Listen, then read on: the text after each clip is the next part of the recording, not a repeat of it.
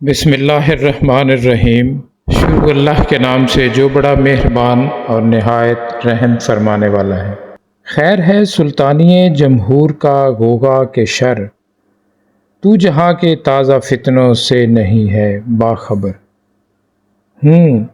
مگر میری جہاں بینی بتاتی ہے مجھے، جو ملوکیت کا ایک پردہ ہو کیا اس سے خطر۔ ہم نے خود شاہی کو پہنایا ہے جمہوری لباس، جب ذرا آدم ہوا ہے خود شناسی و خود نگر۔ کاروبار شہر یاری کی حقیقت اور ہے، یہ وجود میر و سلطان پر نہیں ہے منحصر۔ مجلس ملت ہو یا پرویز کا دربار ہو، ہے وہ سلطان غیر کی کھیتی پہ ہو جس کی نظر۔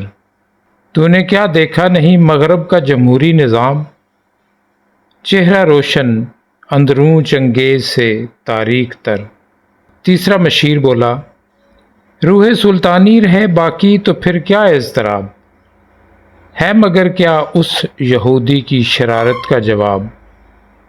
وہ کلیم بے تجلی، وہ مسیح بے صلیب، نیست پیغمبر ولیکن در بغل دارد کتاب۔ کیا بتاؤں کیا ہے کافر کی نگاہ پردہ سوز، مشرق و مغرب کی قوموں کے لیے روز حساب۔ اس سے بڑھ کر اور کیا ہوگا طبیعت کا فساد، توڑ دی بندوں نے آقاؤں کے خیموں کی تناب۔ چوتھا مشیر بولا، توڑ اس کا رومت الکبریٰ کے ایوانوں میں دیکھ، آل سیزر کو دکھایا ہم نے پھر سیزر کا خواب۔ کون بحر روم کی موجوں سے ہے لپٹا ہوا، گاہ بلد چوں صنوبر گاہ نلد چوں رباب۔ میں تو اس کی عاقبت بینی کا کچھ قائل نہیں، جس نے افرنگی سیاست کو کیا یوں بے حجاب۔